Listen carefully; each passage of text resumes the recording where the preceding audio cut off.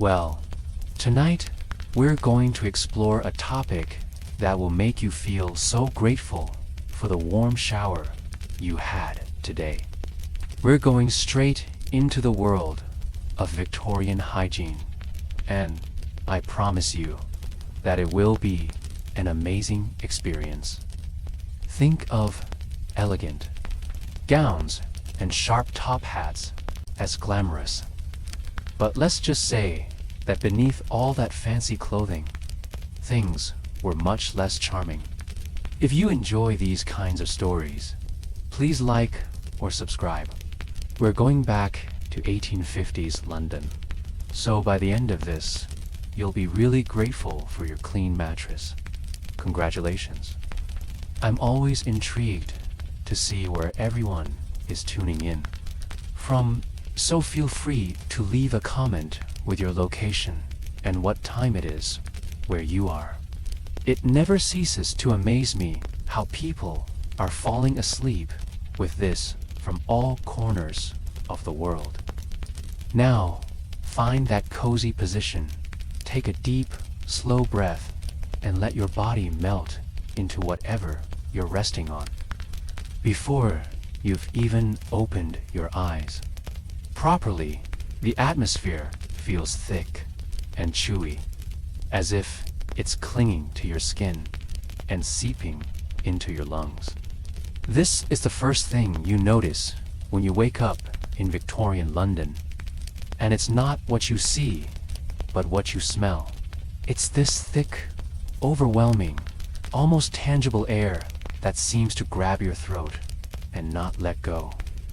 Imagine if someone gathered all the smells they could find and just dumped them in one place. When you combine all of the smells you've ever tried to avoid into one enormous pot that is steaming and terrible human waste, rotting trash, smoke from innumerable coal fires, and something else that is strangely sweet and profoundly wrong, that you can't quite name, you suddenly realize how strange everything feels. The sheets, if you have any at all, are rough, scratchy, and unpleasant to the touch. Let's just say that no one will be creating fabric softeners for another 100 years or so. The good news is that you're alive, but the bad news is pretty much everything else. Now, let's talk about where you are. If you're poor, like most people, you're probably in a small, cramped room with maybe 6 or 8 other people who could be your family or strangers. It doesn't matter. Privacy is something that only the wealthy can enjoy. The room itself is small, perhaps 10 feet by 12, and everyone is just there, breathing each other's breath. The walls feel damp and everything else. There's this greenish growth in the corners that no one notices, but everyone accepts it silently. As you begin to adjust to this strange new world, your breathing becomes natural. If you're middle class and fortunate enough to have your own room, perhaps even a bed, but that's about it. There's no running water, no electricity, and the bathroom you're picturing isn't a reality yet. This is where things start to get weird. Everyone in this period genuinely believed they were clean. It's like really clean, but their definition of cleanliness, well, it was different. Let's take bathing, that daily hot shower you enjoy with shampoo. And soap, forget it completely, out of the question. In fact, if you even suggested bathing daily, people would probably think something was wrong with you. Just thinking about it makes you sigh in appreciation for modern hygiene, because Victorians honestly believed that bathing too often was bad for your health. They thought too much water would weaken your system, make you sick, possibly even lead to death. So most people would only take a full bath once a week. If they were poor, maybe once a month, maybe. But that doesn't mean they were totally filthy. They had a method, a system really. It was the sponge bath. Basically, you cleaned the key areas, your face, your hands, under the arms, and the parts best left unmentioned. And that was it. The rest of you waited for bath day. Picture it. You're standing in your bedroom because that's where most people washed beside a small wooden stand holding a bowl and a jug of cold water. It's cold because hot water on demand is science fiction at this point. You pour it and grab a sponge or rag, and you just go over yourself like you're lightly polishing something valuable, except that something is your own body and you're doing the bare minimum. You feel your muscles relax. Just imagining how different their mornings were if you were rich. Things were slightly more comfortable. Some wealthy homes had these shiny copper tubs and servants who hauled up hot water by hand from the kitchen. But even then, bathing wasn't daily. Maybe twice a week if you were really into it, and believe it or not, people would often share the same water. Dad would go first, then mom, then the kids, one by one in descending order. And by the time little Billy got in the water, it was more stew than bath. Can you picture someone having to explain how to take a bath? Back then, they had books for it, actual instructions printed in case you forgot, because too much water in the wrong way was apparently lethal. Avoid washing your face while traveling unless you've got alcohol or ammonia to purify the water first. Instead, people were advised to take Russian baths using very hot water, followed by icy cold water on their face to fight off wrinkles. And now you're getting more relaxed, sinking deeper into your bed while thinking about how exhausting their hygiene routines must have been. And we haven't even gotten to teeth yet. Toothbrushes did exist, but they were pricey and frankly not great. Usually made with wooden handles and stiff animal hair for bristles, so brushing your teeth felt like scrubbing with a tiny, overpriced cleaning. Brush something that costs about as much as a week's worth of groceries. So what did those with less money do? They improvised. Some would chew on celery and hope it did the job. Others made toothpaste from chalk suit or even powdered cuttlefish bone. Yes, cuttlefish bone in your mouth on purpose. And if you had a toothache, well, that was a whole different nightmare. Most people couldn't afford a dentist, and many places didn't even have one. Instead, you'd visit the local barber or blacksmith. The same man who cut your hair or made horseshoes would take a look at your tooth and use whatever tool was nearby. No painkillers, no training. And you just had to hope you got through it without screaming too much.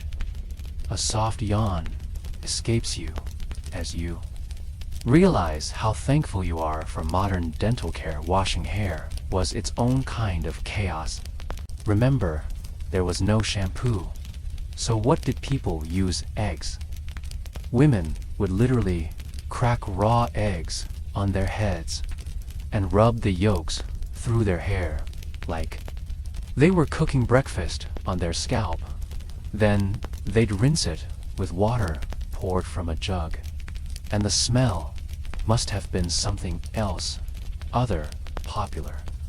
Ingredients included vinegar diluted with water, black tea, rum, or rosemary. Basically, if it was a liquid and found in the kitchen, someone likely tried washing their hair with it. The wealthy had access to more elaborate mixtures, but even those were just homemade brews, using whatever they had on hand. And to top it off, they only washed their hair maybe once a month. Maybe less. Women's hair was seen as their most valuable asset, so they'd style it in elaborate designs and leave it that way for weeks. They'd apply oils and thick creams to protect it, but those oils eventually went rancid, so what looked elegant often smelled like spoiled fat. You shift gently into a more comfortable spot as you imagine how strange their everyday lives must have been. Laundry was another beast entirely. There were no washing machines, so everything had to be done by hand, and since soap was expensive, people got inventive. Oil stains were treated with chalk grass, and blood were scrubbed out using kerosene. Other smells were handled with milk, and to get things white, people soaked clothes in urine. Yes, human urine, because it contains ammonia, which actually works as a cleaner, but still, it was urine. The process was long and grueling. You'd haul the water, heat it up, scrub the clothes, rinse them, then hang everything to dry. A single laundry session could take the entire day, so most people only did it once a week. If that, some went longer, which meant clothes were worn again and again, often for days, even weeks.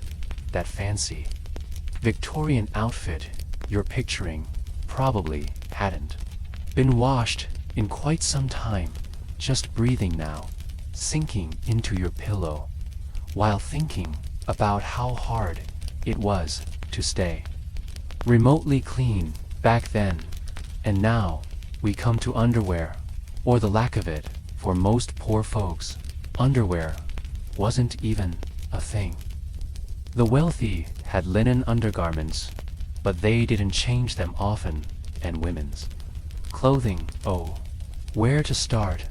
Layers and layers of heavy material corsets that hadn't been washed in ages. Petticoats that were better not to think about all of. It soaked up sweat, body smells, smoke, and food odors, and just held onto everything until the next time someone could manage a wash, which could be weeks. Imagine walking through London during the summer, hundreds of people wearing layers of unwashed clothing, all radiating the smells of their own bodies, their breakfasts, coal, smoke, horse manure from the streets, and who knows what else. The odor would be intense, like something alive that followed you everywhere, something you could taste on your tongue. Your breathing slows even more as you pictured this world where trying to stay clean was an uphill battle, and most people lost. And keep in mind, we've only covered personal hygiene. We haven't even touched the subject of the streets. Victorian London in the 1850s had around 2 million residents, which meant 2 million people producing constant waste, and there was no system to manage it. No regular garbage pickup, no public cleaning services. People just dumped their trash out their windows and left it to rot, drawing in rats and worse human waste, was another story altogether. Most homes didn't have toilets people used. Chamber pots, basically a small bowl kept under the bed that you'd use when needed, and then, well, someone had to deal with it. Sometimes it was emptied into a shared outdoor toilet, sometimes into the street, and if someone couldn't be bothered, they'd just toss it out the window. And yes, there were night soil men whose job was to collect human waste from cesspools and communal toilets. But they only worked after dark because the task was considered too filthy to happen during daylight. That waste mostly ended up in the river Thames, which was London's main water source. The very same river people drank from. Take a moment to sit with that thought, and you nestle deeper into your bed, your muscles slowly easing as you try to imagine a life where the river used for drinking is also where everyone tosses their sewage horses, only added to the chaos. London's entire system ran on horsepower, and there were thousands of horses pulling carriages, wagons, and buses. And, as you might guess, horses produce a lot of waste, roughly 35 pounds of manure per day, per horse. Multiply that by the thousands of horses, and you start to see the issue. All of it piled up in the streets during rain. It created nasty runoff. During dry spells, it turned to dust clouds filled with dried manure dust that people breathed every day, and no one thought twice, because when everyone smells awful bad, smells just become part of life. You relax a little more, shoulders soft, as you reflect on how fortunate we are to live with modern sanitation, soap, plumbing, and garbage pickup. The truth is Victorians weren't clueless. They knew things smelled foul, but they didn't know why people kept getting sick. They believed in something called miasma theory, which claimed that bad air caused disease. And while not totally incorrect, since bad smells do often accompany bad hygiene, the problem wasn't the smell itself, it was the underlying cause. Still, their solution was perfume layers and layers of it instead of removing the filth. They just tried masking it. Rich people doused themselves in luxurious fragrances. Poor people used whatever they had, flowers, herbs, or cheap cologne. The result was a thick, overwhelming sweetness on top of rotting sweat and sewage, like trying to cover up a latrine with vanilla airspray. Your chest rises and falls slowly as you think about how thankful you are for what we know now about germs and health.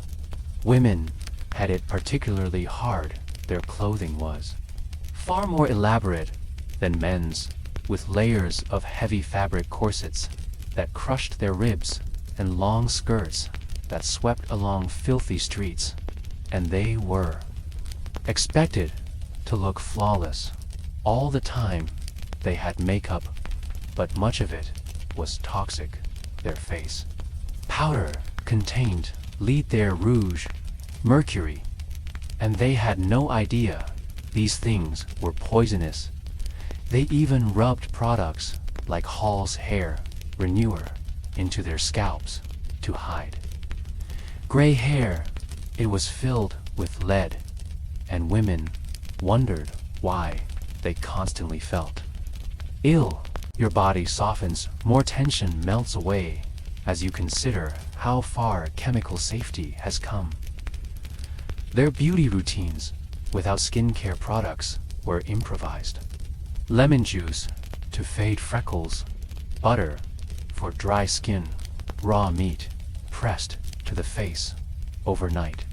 To prevent aging, the aroma in a Victorian bedroom, especially one belonging to the wealthy, must have been dizzying meat. Decaying cosmetics, unwashed hair, and perfume, all colliding, and yet, despite it all, they managed to find ways to feel beautiful. They were resilient, adapting with what little knowledge they had and doing the best they could.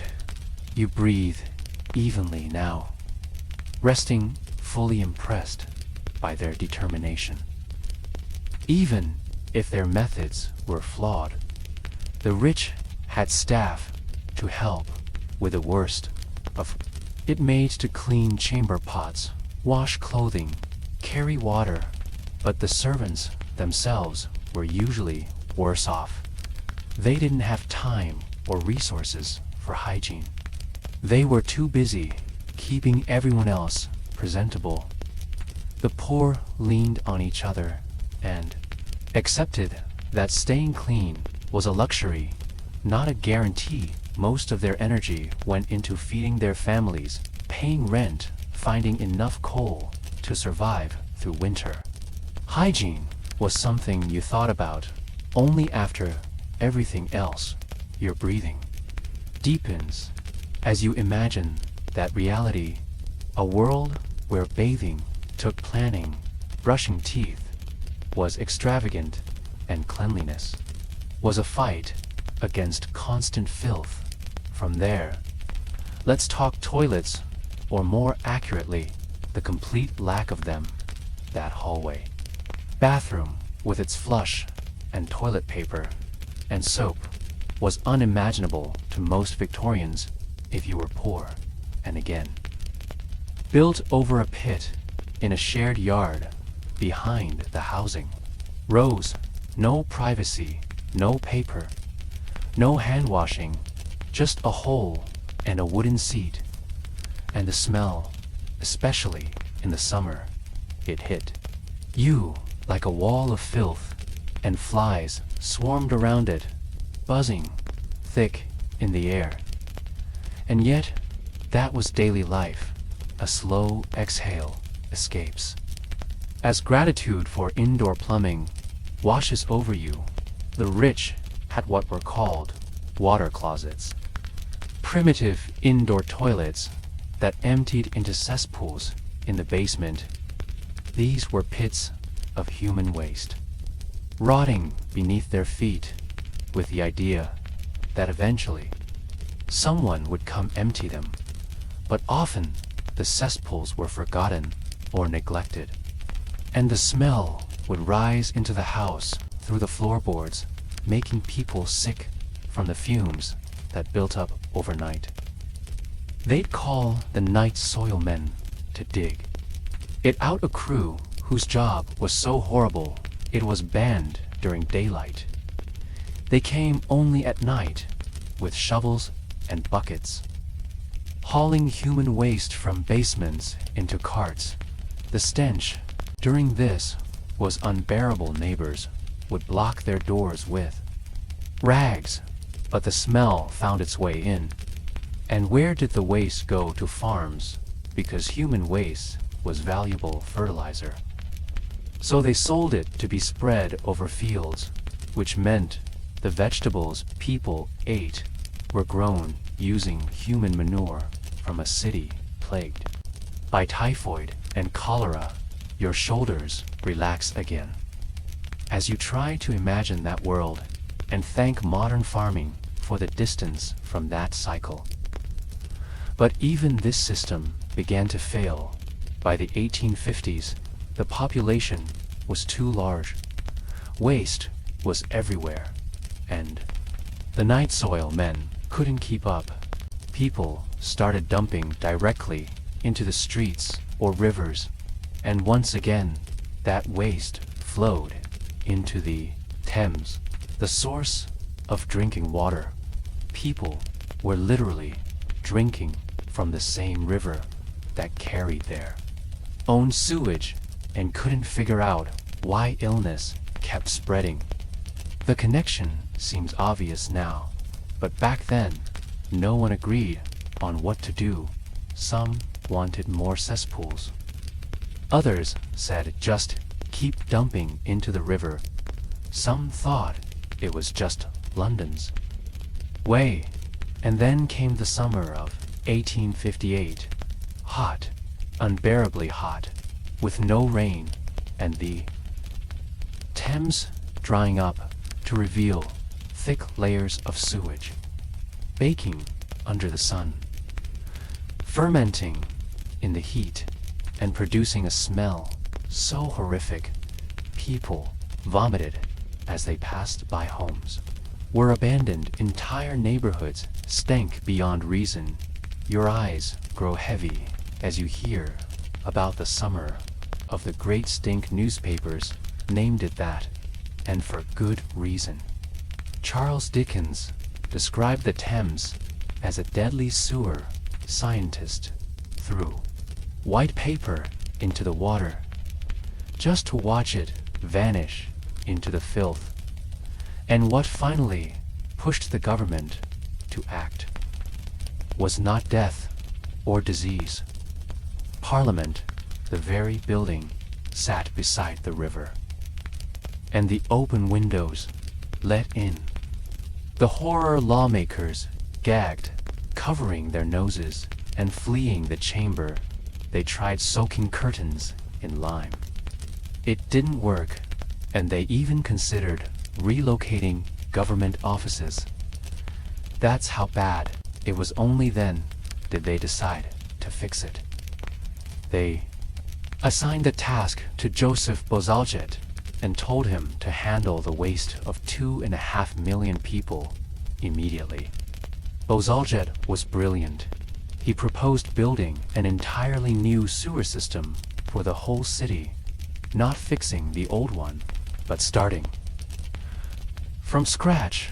Over 1,000 miles of sewer lines laid under London, connecting to massive intercepting sewers that carried the waste miles downstream, where it would be dumped far from the city.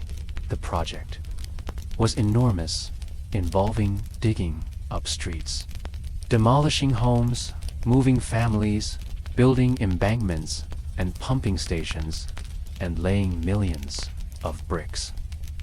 Your chest rises and falls calmly, imagining the scale of that undertaking. It took years. Constant noise, debris, traffic, delays, cement, and dust in the air, construction zones everywhere, men digging through layers of sludge and laying tunnels deep underground. And the price was staggering. In modern currency, the cost would be billions. Taxes were raised, bonds issued, debts collected, people complained every day, but in the end, it worked. The smell vanished. The Thames cleared, disease dropped, people could breathe again. It felt like magic after living in filth for so long. Everything changed. Your body grows heavy in the bed, relaxing deeply. Just imagining that first fresh breath of air. The system wasn't perfect. They still dumped raw waste downstream, and sometimes pipes clogged or broke.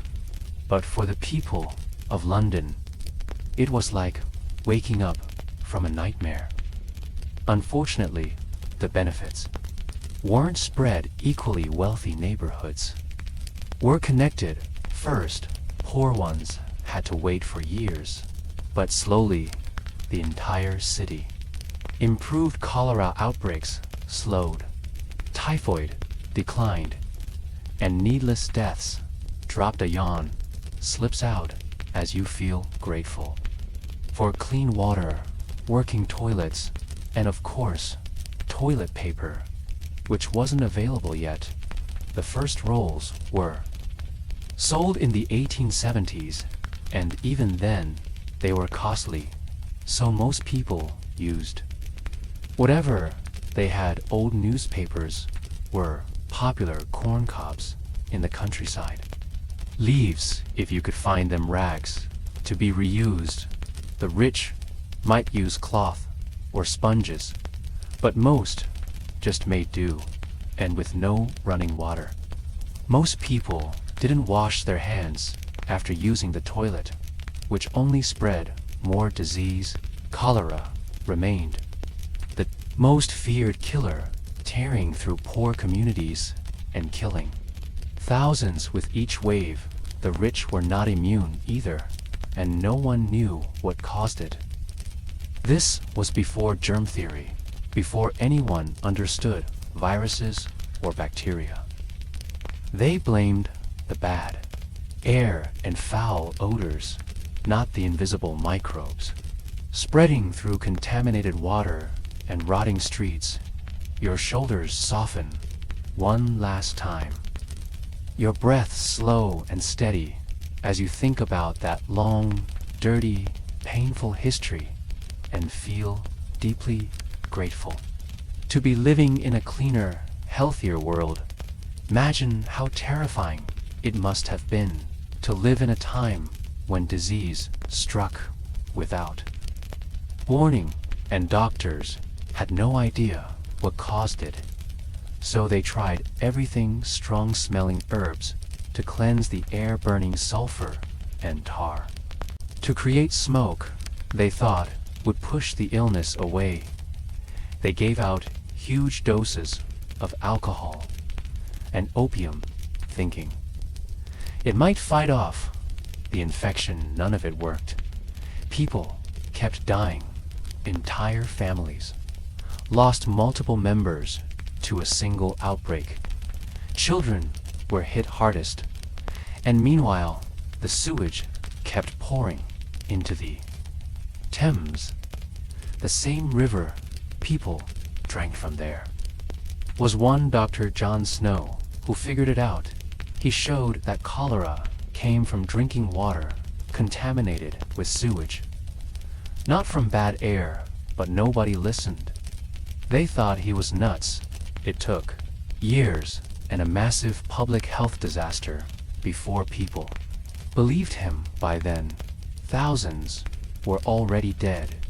You breathe deeply, just thinking about how frustrating it must have been to know the answer and have no one take away. They were so used to dumping waste wherever it was easy that they kept doing it. Chamber pots still got tossed out windows. Trash still ended up in the streets. Factory runoff still poured into rivers. It took an entire generation before people understood that waste had to be managed. Not hidden rivers weren't garbage bins. They were where someone else got their water. The new system helped, but it was just a start. Future generations had to build on it, and they did over the next few decades. London kept improving: more treatment plants, better pumps, new neighborhoods, connected laws to control what factories could dump. Bit by bit, the city transformed from one of the dirtiest places on earth into one of the cleanest. Your body sinks into the bed a little deeper as you think about how massive that change really was, and how quietly it happened. All that work, the pipes, the treatment plants, the rules, it's all invisible now. You turn a tap and clean water appears. You flush a toilet and waste is gone. You walk outside and it doesn't smell like a sewer. We don't think about it because it works, because engineers like Bazalja did their jobs so well, we just assume it's normal. But for people back then, every single part of it was a struggle. Using the toilet was a chore. Drinking water was risky. Breathing often meant smelling decay and sickness. They lived with it because they didn't know it could be any other way, because they thought all cities were like that. Your muscles loosen even more as you picture their world, a place where even clothing had to be practical. In the filth, dark colors were popular because they covered stains. Thick fabric was used because it could go longer between washes. Detailed patterns weren't just stylish, they were functional, hiding marks and grime. Fashion had to be clever in a dirty world. Women's long skirts weren't just pretty.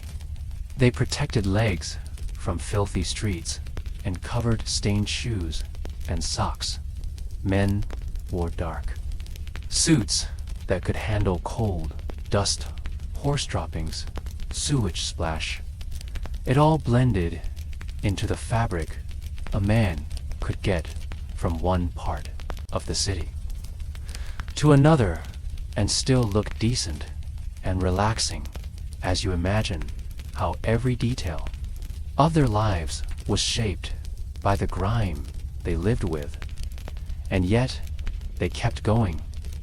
They found happiness, celebrated things, loved one another, created art, wrote music, and carried on, just surrounded by a whole lot more sewage. Filth, to early 20th century cleanliness, is one of the most important public health shifts in history. It saved millions of lives and made modern cities possible. It proved that even enormous problems could be solved if people worked together. Your body feels heavy in the best way as you think about how determined those people had to be. But now, let's talk about something that really shows how different things were women's hygiene. During their periods, you know how you can walk into any store and buy products made for comfort and cleanliness. Yeah, none of that existed. Your breathing slows as you picture what that must have been like. Victorian women had to come up with their own methods, and they used whatever they could. Old clothing torn into strips, folded into pads, and worn the best they could. These were washed and reused, which was cheaper, but washing them was awful. First, you had to rinse them in cold water because hot water would lock in the stains, then scrub with whatever soap you had, then dry them privately because you couldn't hang them outside where neighbors might see, so people dried them indoors in dark rooms or behind closed doors. A sigh escapes as you realize how much easier we have it today. Wealthy women had better fabric and sometimes special cloths, but it was still just fancier rags. Even rich women often had servants wash them, which meant strangers were handling their most personal hygiene items and probably gossiping about it. Privacy was nearly impossible, and doctors had some wild ideas about menstruation. They believed it was caused by hysteria. Thought women went crazy once a month and recommended things like ice baths, bloodletting, and doses of mercury. Yes, actual mercury, the poison. As a cure for cramps, your chest rises slowly, and you feel thankful for how far medicine has come. Disposable products weren't invented until the late 1800s, and even then, they were uncomfortable and overpriced. Tampons were just cotton wads with no applicator pads, were thick, strapped to belts, and hard to hide. Most women couldn't afford them, so they stuck with the rag method well into the next century. Eventually, people began to understand that periods were normal, not a sign of madness or weakness. Women didn't need to be hidden away. During their cycle, progress happened slowly, painfully, but it happened. And by the time that you're thinking, that you realize, again, just how much better things are now. Still breathing, still sinking deeper into comfort and peace as the world of the Victorians fades gently into the dark. Doctors in the Victorian era didn't really understand what caused most diseases, so their treatments were mostly just educated guesses, and many of those guesses were terrifying. Take bloodletting, for instance. They thought most illnesses came from having too much blood. So their answer was to remove some. They'd use leeches, or slice open your arms, or apply cups that sucked the blood right through your skin. Feeling faint, probably too much blood. Got a headache, must be excess blood. Broke your leg, still too much blood. Apparently, your breathing slows as you imagine how frightening it must have been. The treatment could be worse than the illness. Mercury was the miracle cure back then, prescribed for almost everything: syphilis, depression, constipation, even teething babies, if there was a problem. Mercury was likely part of the answer, of course. Mercury is dangerously toxic. It can damage the brain, destroy kidneys, cause birth defects. But doctors didn't know that all they saw was that mercury had an effect. And that was enough, that it was slowly killing their patients. Wasn't something they realized until much later. Someone would come in with something minor and leave with mercury poisoning, which brought new symptoms that required more treatment, which often involved more mercury. It became a vicious cycle, probably responsible for more deaths than it cured. Opium was another wonder drug, used for everything. Couldn't sleep? Take opium. In pain? Take opium. Fussy baby? Just give them opium. Yep. They gave opium to babies regularly. There were even medicines marketed to mothers for teething infants that were basically pure opium syrup. Mrs. Winslow's soothing syrup was a favorite because it worked instantly. A sigh slips out as you realize how dangerous normal life could be when no one understood the basics of medicine. Opium did help. It numbed pain, helped sleep, soothed anxiety, but it was also dangerously addictive. England had a huge opium addiction problem, partly because doctors prescribed it for everything, and partly because you could just buy it over the counter. No prescription, no warning signs. You could just walk into a chemist and buy laudanum, basically liquid opium. Like buying aspirin today. Housewives took it for cramps, workers for sore backs, kids for coughs, and before long, they were hooked. And no one really understood why people needed more and more. They thought addiction was a moral weakness, not a health issue. You're more relaxed now, letting your muscles soften as you appreciate how far science has come. Surgery, back then, was almost a death sentence. Anesthesia didn't come around until very late in the Victorian era. And even then, it was risky and unreliable.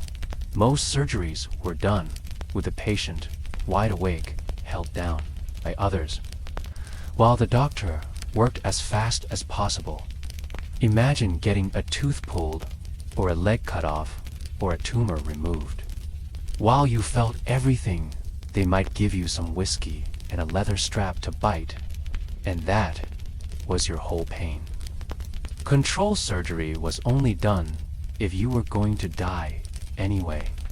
And if you somehow survived the operation, infection was almost guaranteed. Doctors didn't wash their hands or clean their tools. They could go from handling a corpse to cutting you open without even rinsing off, and hospital infections were deadly. More people died from the infections they caught at the hospital than from the original wounds or illnesses, so most folks decided it was safer to just stay home and pray for the best.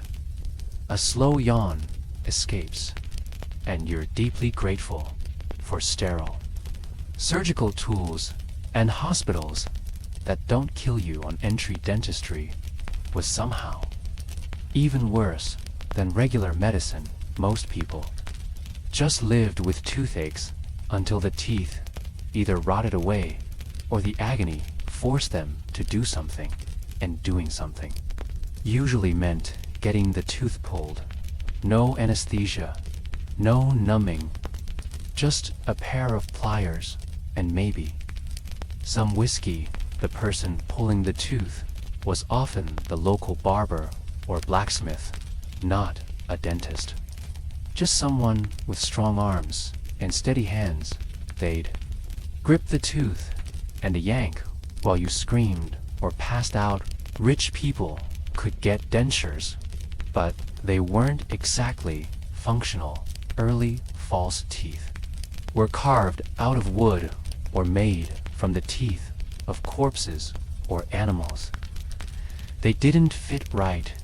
They made chewing miserable, and they rotted quickly. George Washington had several sets of false teeth, and none of them worked. His last pair was made from hippo ivory and gold wire. Imagine biting into dinner with a mouth full of hippo parts and twisted metal. Most people didn't bother. They just went without teeth, ate mushy food, mumbled their words, and looked way older than they were. Your breathing slows as you think about how good we have it now, with clean, bright dental clinics and working painkillers. And then there's this: despite everything, the pain, the dirt, the disease, people still cared about appearances. Beauty standards were intense, and people went to incredible lengths to meet them. Pale skin was the look. It meant you didn't work outdoors, so women avoided the sun like it was poison. Parasols, gloves, veils, anything to protect their complexion. And if that wasn't enough, they'd use makeup to create the look. The popular face powders were made with lead, which gave the skin a flawless, ghostly sheen, while quietly causing brain damage and organ failure. Rouge was made with mercury. Lipstick contained lead. Eyeliner used antimony, which could literally make you go blind. Getting ready for a night out meant coating yourself in heavy metals and hoping you didn't drop dead before desert, nice and relaxed.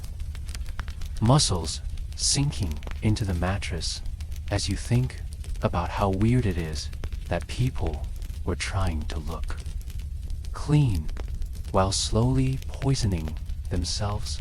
Styling hair was its own chaotic ritual. Without gels, sprays, or shampoo, women got creative. They used sugar water to make it hold beer.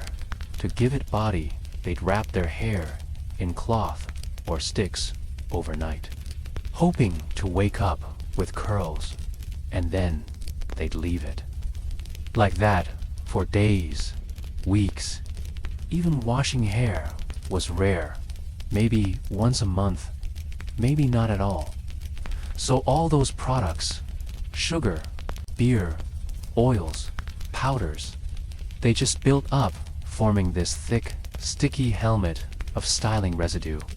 The smell must have been wild, sweet, and spoiled and greasy, all mashed together. Richer women had wigs. Instead, not just wigs, but entire sculptures balanced on their heads. Feathers, flowers, little ships, even fake gardens. The wigs brought their own nightmares. They were heavy. They itched. They trapped heat. They were like insect hotels, crawling with lice and mites and whatever else could burrow in, and they were expensive. You had to take them to a professional wig dresser to clean and refresh them, and God help you if you wore them. Same one, too long, underneath your scalp would be sweating and suffocating, breeding all kinds of nasty infections. Just for fashion, your whole body feels heavy as you imagine the discomfort of carrying a bug-filled, sweat-soaked sculpture on your head every single day. Men didn't have it much easier. Grooming involved straight razors, basically knives, nothing between your skin and the blade. One slip and you're bleeding, or worse. Most men didn't risk it alone. They went to the barber. But that came with its own horror story. Shared razors passed between dozens of men. No sterilization, no disinfectant. Just scrape, rinse, repeat. It was basically a roulette wheel of other people's infections. Rich men might own their own razors, but they had to keep them sharp with a leather strap and clean with boiling water or alcohol, which wasn't always available. So many just grew facial hair, mustaches, beards, sideburns, not because it was safer, less risk than shaving every day with a blade that could maim you. The problem was those beards collected everything: dust, ash, food, grease. The air was full of filth, and your mustache became the first line of defense. It filtered the smog like a fuzzy little sponge hanging over your mouth. Nice and easy breathing, deep. Just thinking about how much effort it took to simply have a face that didn't look like it belonged in a horror story. Thinking about how much easier and safer personal grooming is today brings perspective.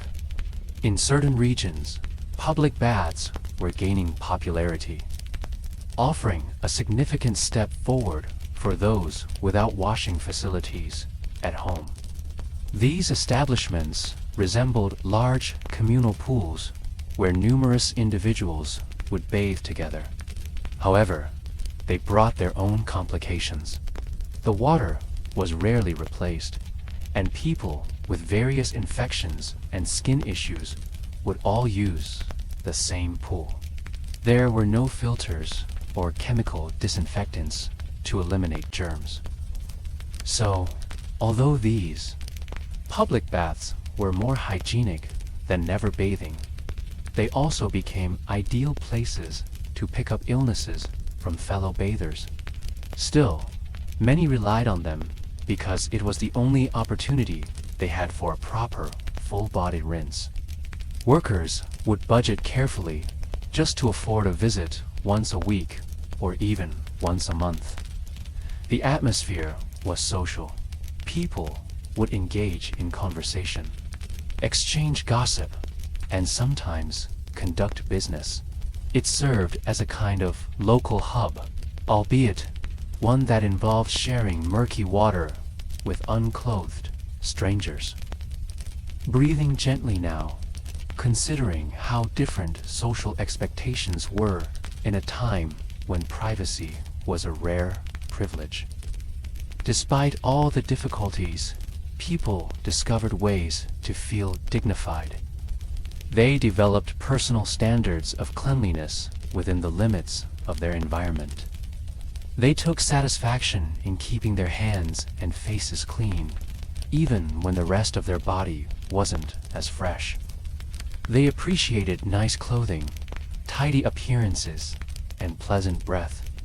With the resources available, they worked to present themselves well and adjusted their habits. They grew used to odors that would overwhelm our senses today.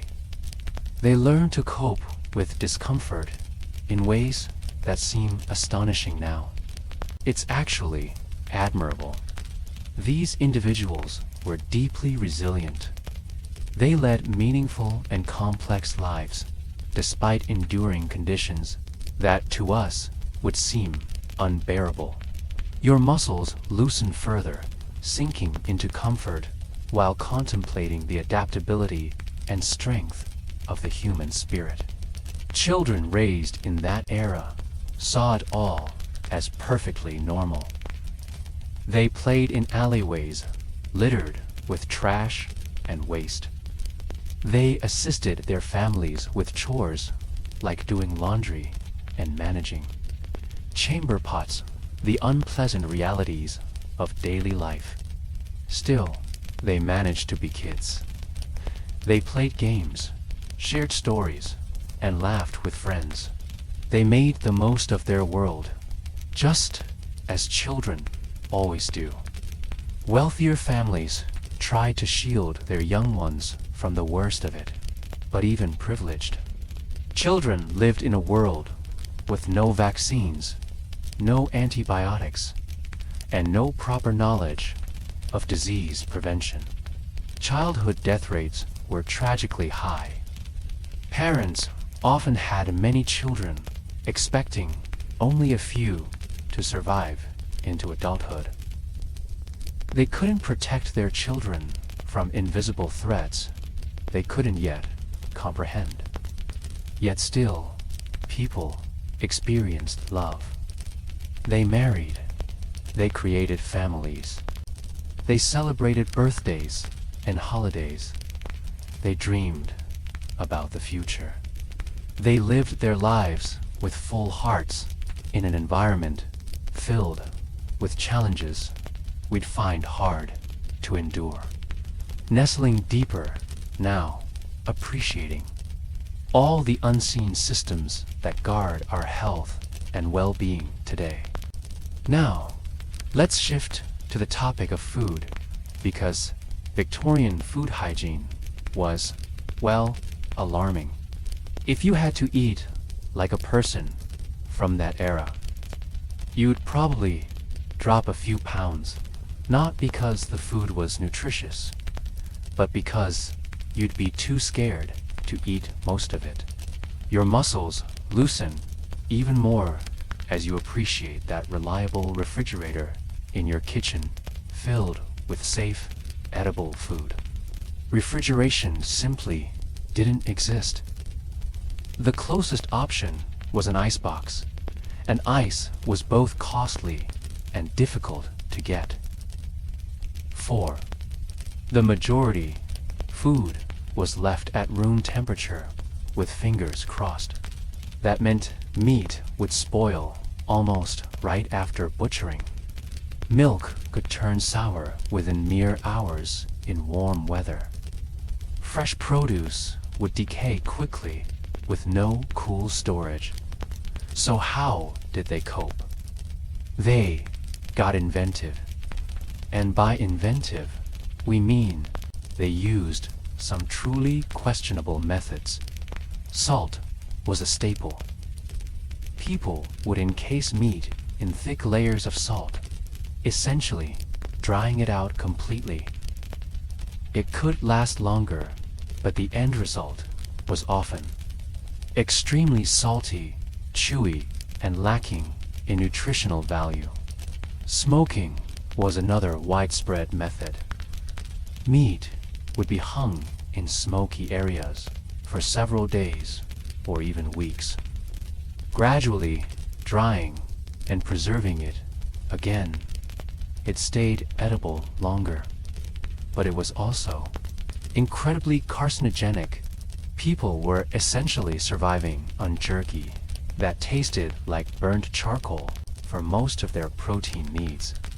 A yawn escapes, and you're filled with gratitude for the food safety rules we now have. Another method was pickling. Vegetables would be submerged in vinegar or salty brine for extended periods, months at a time. Everything ended up pickled. Cabbage, onions, eggs, and even sometimes meat. The acid could kill off bacteria and help preserve the food, but it also left everything tasting intensely vinegary. Picture months of meals that all have that same sharp, sour flavor. Your stomach wouldn't know what hit it. And then there were the truly desperate strategies. People would eat food that was already starting to rot, hoping it wouldn't harm them. If meat turned slightly green, they'd coat it in strong spices and cook it thoroughly. If milk had started to curdle, they'd simply make it into cheese. Bread getting moldy, just trim off the bad spots and eat the rest. Over time, people developed incredibly strong digestive systems because they had no other choice. The alternative was going hungry. Your breathing slows, sinking deeper into calm as you reflect on how often we take safe food for granted. But here's the really unsettling part. People had no way to know whether food was safe or not. There were no expiration labels, no routine inspections, no scientific knowledge about microbes or foodborne diseases. When people got sick from eating spoiled food, they didn't understand why. They blamed the air, or spirits, or fate. Not once thinking it could be the meat they ate. Milk was especially risky. Sellers frequently diluted it to stretch their supply. The problem: they used water from the same polluted rivers and wells everyone drank from. So what looked like milk was often just a mixture of dirty water and a splash of actual milk. And infant formula wasn't a thing. If a mother couldn't nurse, they'd give babies cow's milk, goat's milk, or anything on hand, most of which was either spoiled or unsafe. Digestive illness in babies was heartbreakingly common. Many didn't survive. Even with fresh food, preparation was often hazardous. Kitchens were unhygienic. Tools, like knives and cutting boards, weren't cleaned properly. There was no awareness of cross-contamination. Someone might cut raw meat on a wooden board and then immediately slice bread on it without rinsing it. Your body continues to relax, thinking about how many unseen food safety layers protect us today. Working conditions added even more risk. Factory workers came home covered in chemicals and soot, then handled food with the same unwashed hands. Many ate lunch on the job site, right next to leaking machines and toxic fumes. They'd unwrap some bread and eat it while breathing in lead dust or mercury vapor. Miners had it worse. They spent hours underground, coated in coal and mineral dust, and often ate right there in the tunnels. Black lung wasn't just from breathing it was from breathing while eating. And agricultural workers, they spent their days spreading manure animal and human land, then ate meals without cleaning their hands. It's no surprise disease spread rapidly in rural communities. People simply didn't link cleanliness with health. They thought sickness came from sin, misfortune, or the supernatural. The revolutionary idea that something as simple as hand washing could stop illness changed everything. Your shoulders release a bit more tension as you think about how profoundly something so basic washing hands has saved lives. Even the wealthy weren't immune to food hazards. Their cooks might have had more experience, but they still worked with the same tainted water and questionable ingredients. Rich families could afford more kinds of food, but diversity didn't equal safety. They imported items from far-off places, goods that had spent weeks or months on boats with no refrigeration. Fruits rotted from the inside. Spices arrived infested with bugs or riddled with mold.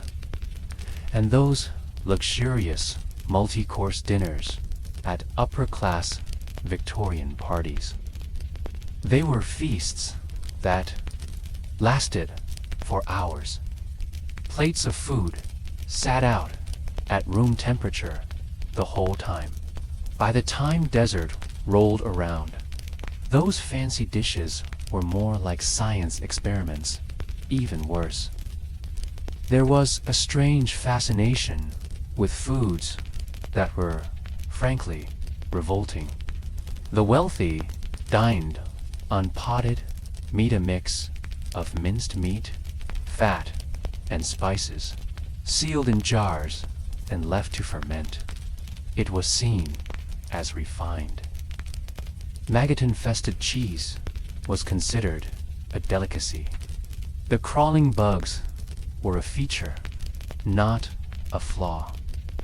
You breathe slowly, fully relaxed, letting the thought of those so-called gourmet dishes fade from your mind. Some Victorian delicacies would make anyone lose their appetite. Meanwhile, the poor dealt with their own unique food struggles. They rarely had access to fresh meat or vegetables. Most of the time, they couldn't afford fresh items, so they purchased whatever cost the least, which usually meant food nearing spoilage that no one else would buy. Markets existed solely for second-hand goods, including meat beginning to spoil, fruits and vegetables that were bruised or decaying, and dairy products already past their best. These were the only options many families could afford. Then there were street vendors, and the situation there was no better.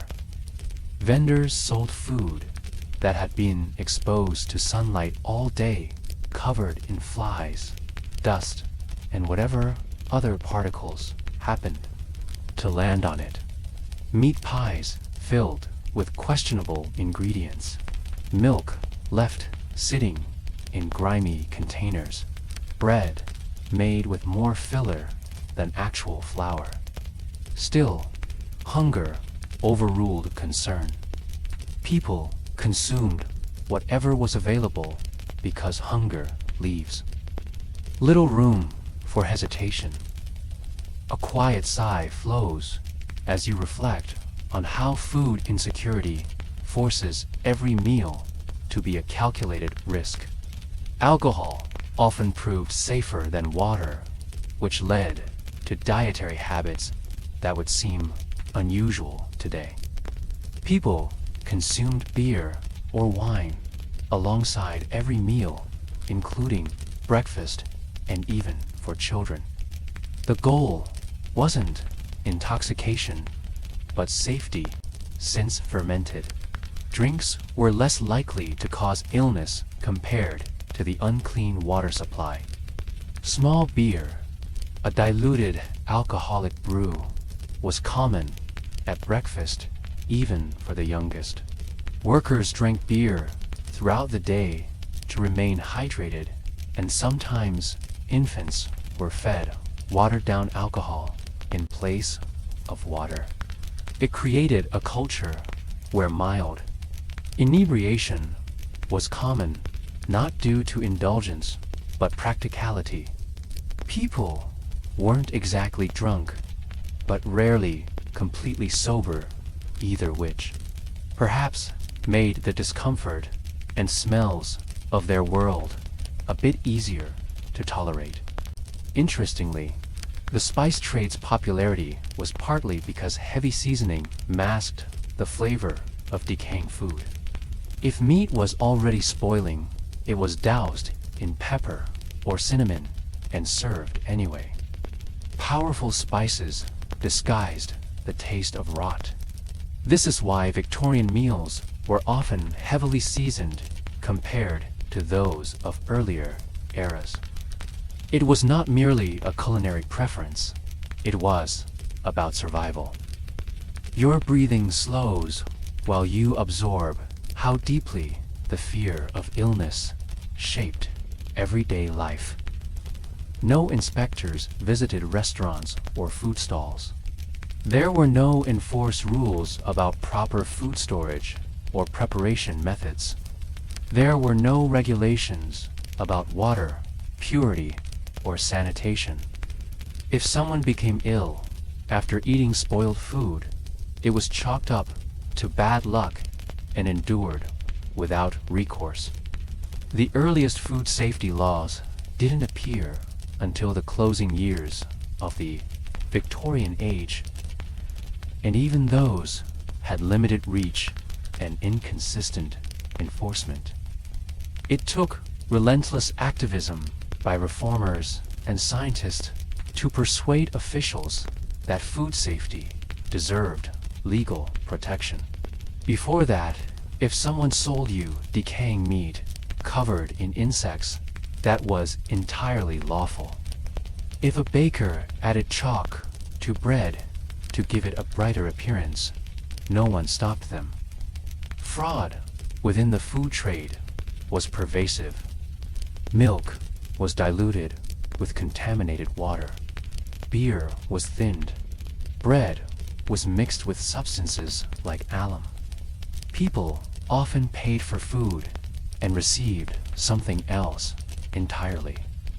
There were no tests available, no verification methods. Consumers simply hoped vendors were not selling them poison. Muscles relax into stillness as you think about the intricate systems that safeguard each meal today. The wealthy made attempts to protect themselves. They hired food tasters or dealt only with known sellers, but even that offered no guarantee. Wealthy households suffered foodborne illness, too, though their access to doctors gave them better odds of survival. The poor had fewer choices. They ate what they could afford, even knowing it might be unsafe, because the alternative was starvation. Children were the most at risk. Their bodies lacked the defenses to handle such relentless exposure to spoiled food and tainted water. Gastrointestinal illness was among the leading causes of death in children. Parents watched helplessly as their kids became sick again and again, but had no means to stop it. Clean food was a privilege they couldn't attain. The slow improvements in food regulation during the latter part of the Victorian era saved countless lives. As food safety increased, so did general health and longevity. But change didn't happen overnight. It required scientific breakthroughs, political effort, and collective pressure from the public. Even when reforms began to take hold, they advanced in uneven and frustrating steps. Now that it's fully settled in, considering how many unseen systems cooperate to keep us safe and healthy, personal cleanliness standards also began to progressively improve. But change was sluggish, due in part to their access to clean water and soap, and in part to social pressure to keep up appearances. The wealthy were at the forefront. Middle-class families started bathing more frequently, maybe twice a week instead of once they started. Changing their clothes more often, they invested in better soap and grooming products. But old habits died hard. Even wealthy families who could afford daily baths often didn't take them because they'd been raised to believe that too much bathing was unhealthy. And the poor, well, the poor were still struggling with basic survival when you're working 14-hour days in a factory for barely enough money to buy food. Spending money on soap and taking time for bathing feels like an impossible luxury. Social attitudes toward cleanliness were starting to shift, though being clean was becoming associated with being moral, respectable, successful, dirty. People were seen as lazy or immoral, regardless of their actual circumstances. This created pressure to at least appear clean, even if you couldn't afford to actually be clean. People would wash their hands and faces, carefully keep their visible clothing as clean as possible, and hope nobody noticed the rest. Your body feels heavy and comfortable, sinking deeper into the mattress as you think about the social pressure to maintain appearances. Even when basic hygiene was so difficult, the invention of cheaper soap helped a lot early. Victorian soap was expensive and harsh. It was made with lye and animal fat, and it would strip your skin raw if you used too much of it. But as manufacturing improved, soap became cheaper and gentler. Companies started marketing different types of soap for different purposes. Mild face soap, medicated soap for skin issues, and a powerful washing soap. This was groundbreaking because, for the first time, regular people could afford to buy several kinds of soap and select items made especially for their needs, rather than relying on whatever they could find. Advertising was a major factor in the shift in perceptions about hygiene soap. Companies began to run campaigns that linked their products to social success, health, and beauty. They would show before and after photos of people who looked happier and healthier after using their soap, and they would write intricate stories about the social benefits of being clean. These advertisements were often absurd by today's standards, but they were successful in creating a culture that valued cleanliness, made it desirable, and made it easy to breathe. It's also worth considering how marketing changed entire cultural attitudes toward hygiene. Doctors began advising patients to wash their hands before eating in order to keep wounds clean and covered, and to avoid sharing eating utensils, as medical knowledge was gradually improving, and the realization that germs, not bad air, were the cause of diseases was gradually gaining acceptance in the medical community. Although these suggestions appear self-evident now, they were groundbreaking at the time, since no one had ever linked disease prevention with personal hygiene. Hospitals began enforcing basic sanitation protocols, requiring physicians to wash their hands in between patients and separating patients with infectious infections. When you consider the amazing progress that occurred once people realized the connection between cleanliness and health, hospitals saw a sharp decline in hospital death rates. It became evident that cleanliness was actually linked to health, not just social status. Schools began teaching children basic hygiene skills, such as washing their hands, brushing their teeth, and keeping their clothes clean. The children would then take these lessons home to their families, gradually spreading better hygiene practices throughout the community. This was especially important in impoverished areas where adults might not have access to health information, but children could learn it at school and share it with their families. Public health initiatives started advocating for fundamental sanitation practices. Posters would show people how to wash their hands properly, how to dispose of waste safely, how to keep their homes clean. These campaigns were often funded by soap companies or other businesses that benefited from increased hygiene, but they still provided valuable public education. The message was simple, but revolutionary. Being clean will keep you healthy. Taking care of your body is important. You have some control over whether you get sick. Settling deeper, now feeling that warm, heavy comfort. As you think about how empowering it must have been to finally understand that you could take steps to protect your own health. You know what's amazing though? Despite all of these challenges, despite living in a world where basic cleanliness was a daily struggle, people still found ways to take pride in their appearance. They still fell in love, still got married, still raised families, and celebrated holidays, and found moments of joy and beauty in their lives.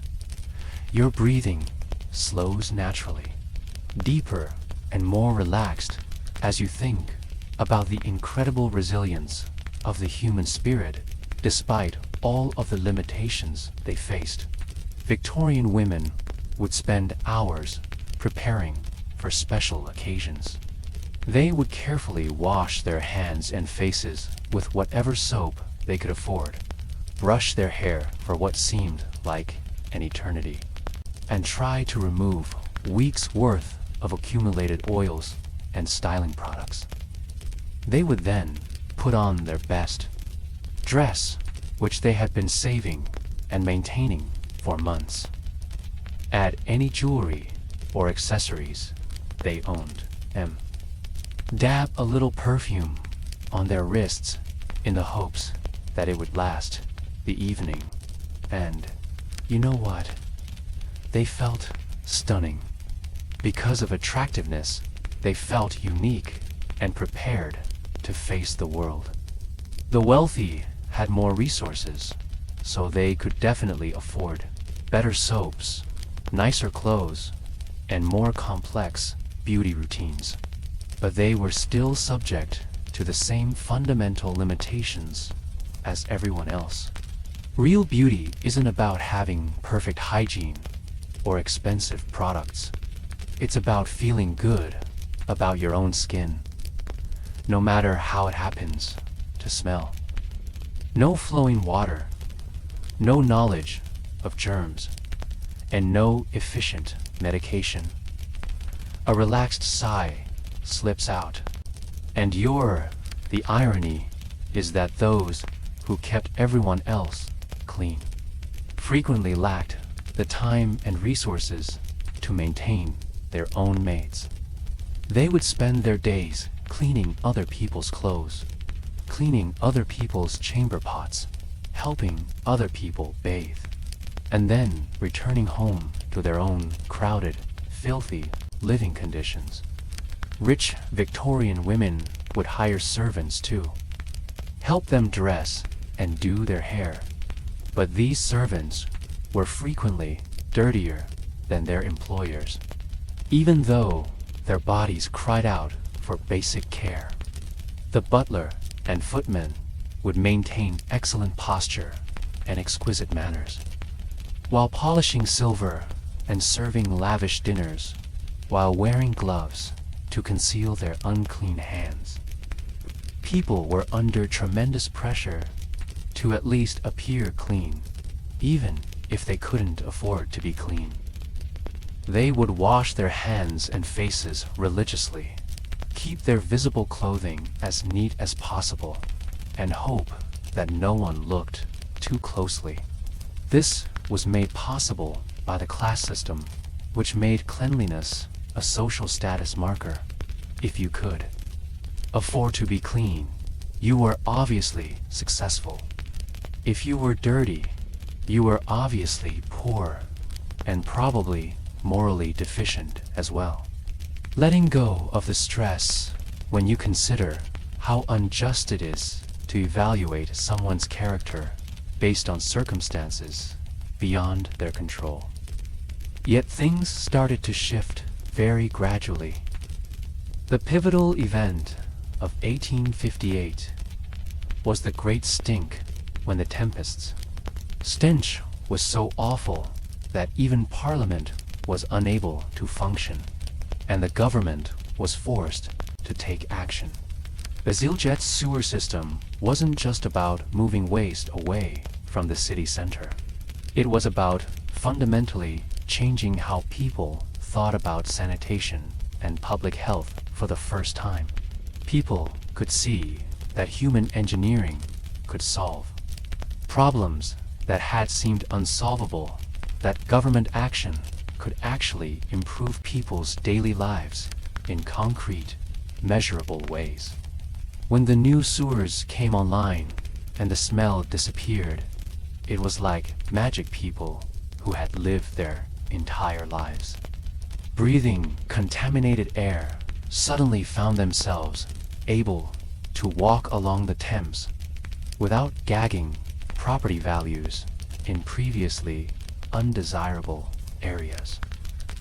Shot up overnight, people started moving back to neighborhoods they'd abandoned because of the smell. Businesses that had been struggling because customers wouldn't visit them suddenly found themselves thriving.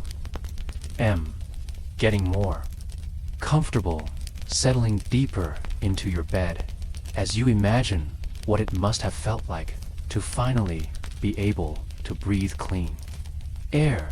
Significant psychological effects resulted from individuals realizing that they didn't have to put up with appalling living circumstances, and that things might potentially improve. This set off a whole urban reform movement. People began to organize politically around public health concerns and demand safer working conditions, cleaner streets, and better housing, since they were the ones handling the majority of the everyday difficulties in preserving family health and hygiene. Women were instrumental in this movement. They formed organizations devoted to public health, child welfare, and sanitation reform.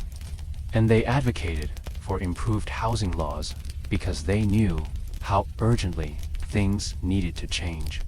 Safer water sources and better health care for the underprivileged. These ladies were defending fundamental human rights. Your breathing becomes slower and more rhythmic as you consider the bravery required to fight for change in a world that seemed set on staying the same. Scientific understanding was also developing, with the work of individuals like Louis Pasteur, beginning to prove that diseases were caused by microorganisms rather than by moral failings or bad air.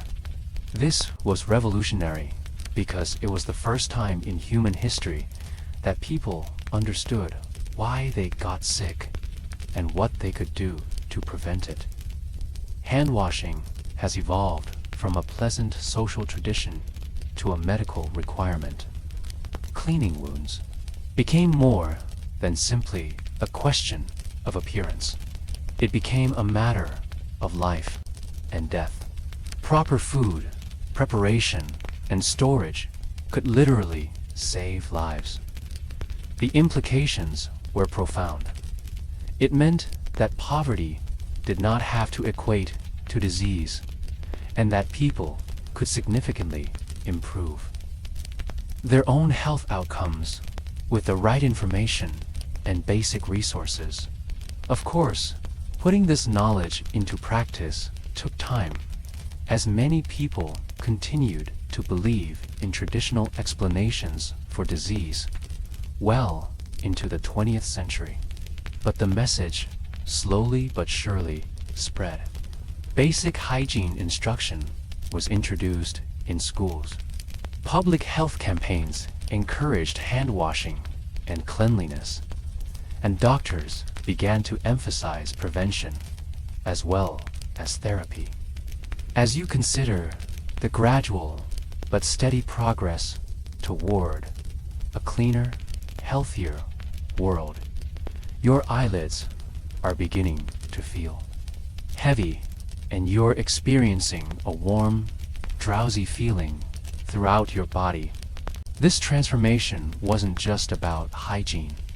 It was also about hope. As for the first time in generations, people could actually expect their children to live better lives than they did. Child mortality rates started to decline. People lived longer, and diseases that had plagued earlier generations became less prevalent. This led to a positive feedback loop whereby people became healthier and had more energy to work toward improving their living conditions, which in turn made them even healthier. As usual, the rich took the lead, but over time, advancements made better soap, more affordable, and basic healthcare more widely available to the working classes. Everyone was protected by public health measures regardless of their social status, and by the end of the Victorian era, London was becoming one of the cleanest cities in the world. The streets were less filthy, the air was clearer, the water was safer, and people could walk around the city without constantly worrying about what they might step in or breathe in. They could drink water without worrying about whether it would kill them. And they could eat food with some confidence that it wouldn't make them sick. Your body feels heavier now, sinking deeper into the mattress as you imagine the relief and wonder of experiencing these improvements after a lifetime of struggle. But perhaps the most significant change was psychological. People started to believe that basic health and cleanliness weren't luxuries reserved for the wealthy. They were fundamental human rights. Improvements in housing, working conditions, healthcare, and social services would result from this change in perspective, which would last into the 20th century and beyond. The radical notion that everyone, regardless of social class or economic standing, deserved to live in conditions that supported their health and well-being was at the heart of the Victorian hygiene revolution. However, those who fought for these changes did not live to witness all the benefits.